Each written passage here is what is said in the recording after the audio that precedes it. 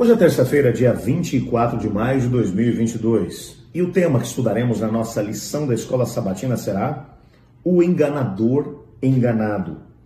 O nosso estudo de hoje está baseado em Gênesis capítulo 29, versos 1 a 30. Como é um texto um pouco mais longo, eu vou deixar que você leia em casa depois. O que o texto aqui está mencionando, tem alguns detalhes no texto que valem a pena ser compreendidos.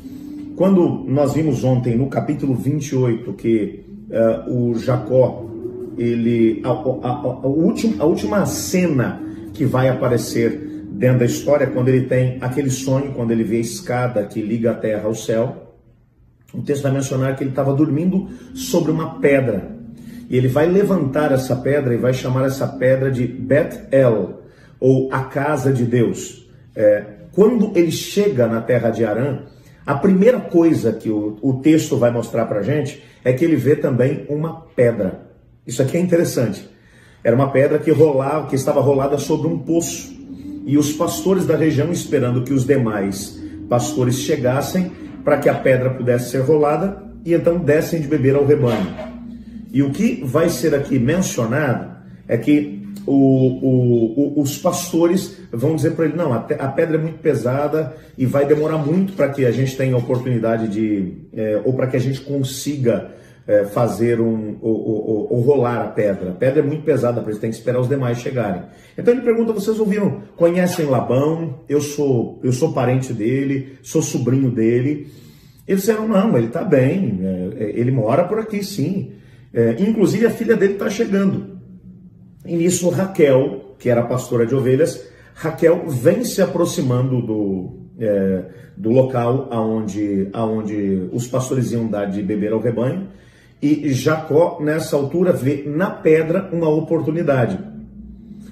E ele rola sozinho a pedra, ajuda a dar de beber ao rebanho. Ali é o primeiro contato que ele tem com Raquel. O texto bíblico dá a entender que naquele primeiro momento surge da parte do Jacó um amor profundo e verdadeiro por Raquel.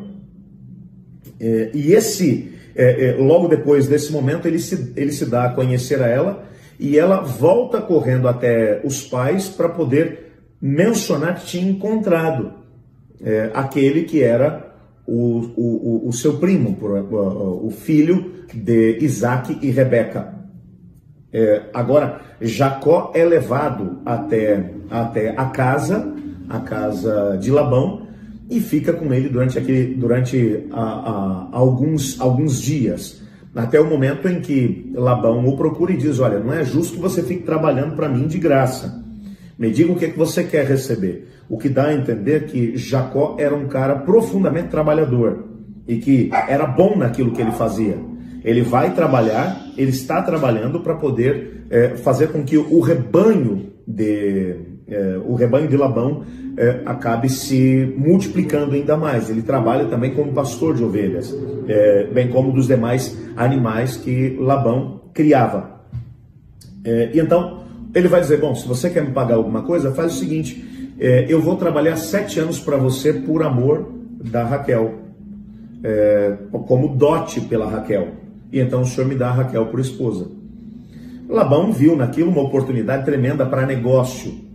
E gostou tanto do trabalho que o Jacó desenvolveu, que quando o período de trabalho terminou, e para Jacó pareceu como se fossem poucos dias por causa do amor que ele tinha por Raquel, que ele vai agora animado para poder conversar com o tio e dizer, olha, acabou o meu período de trabalho, me dê Raquel por esposo. Uma grande festa é feita, mas na noite de núpcias, ao invés de ir para a cama com Raquel, Labão usa todo um estratagema. Não sabemos os detalhes de como foi que isso aconteceu, mas o fato é que Lia é levada para a tenda de Jacó, e ele passa a noite de núpcias com Lia, irmã mais velha de Raquel, e não com a sua amada.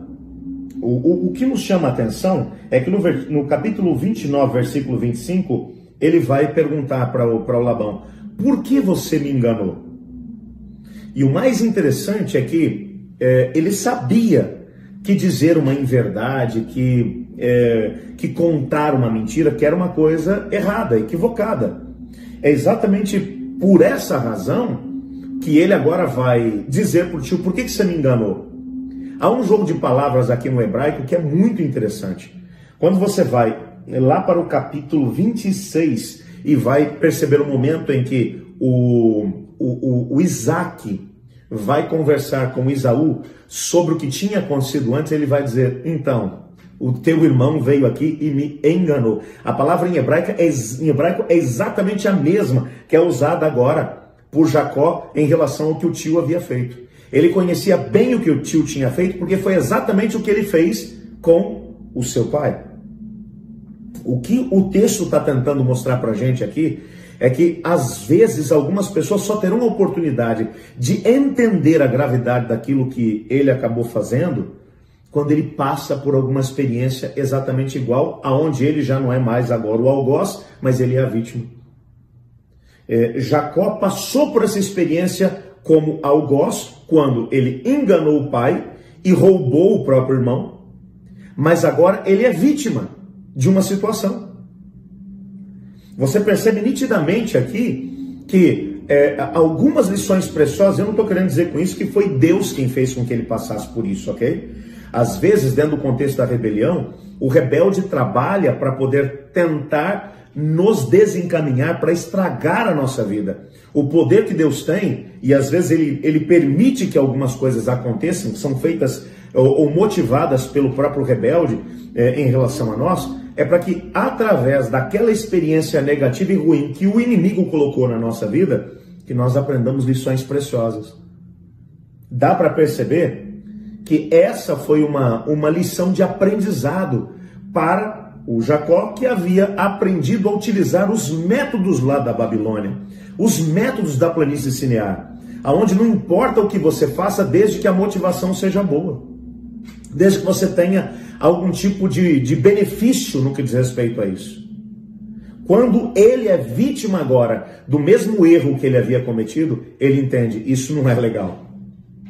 Às vezes, algumas situações, volto a dizer, não é que Deus coloca, mas algumas situações são permitidas por Deus para que nós tenhamos a oportunidade de poder perceber como ser vítima numa situação pode ser ruim. Às vezes, nós somos o algoz. E como algoz, é claro que é muito melhor você ser algoz do que vítima. Pelo menos para nós, né? E às vezes algumas pessoas precisam passar também pela experiência de ser vítimas para poder entender que não é legal também ser algoz. Jacó vai aprender essa mesma lição aqui, através dessa situação.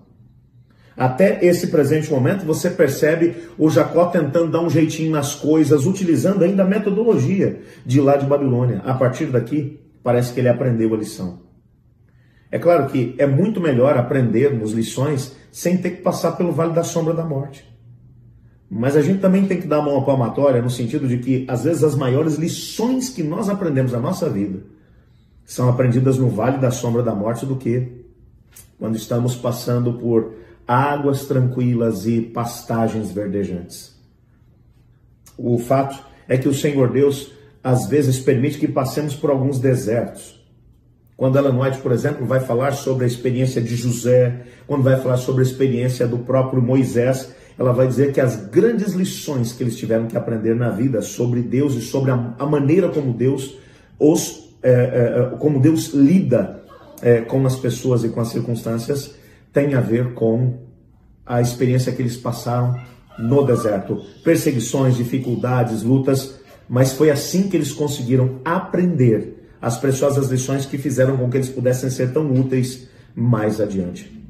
Eu gostaria de orar pedindo a Deus para que nos ajudasse a entender as lições preciosas que precisamos entender em tempos de paz, para que não tenhamos que aprender lições através do sofrimento e das lutas. Você gostaria de fazer o mesmo comigo? Ore comigo. Obrigado, Senhor, porque em Tua palavra descobrimos que o Senhor tem lições preciosas a nos ensinar. Queremos aprendê-las sem precisar passar pelo vale da sombra da morte, Pai. Ajuda-nos a podermos compreender e tomar decisões que nos colocarão no Teu caminho. Pois é em nome de Jesus que oramos, amém. Eu estudo a lição, e você?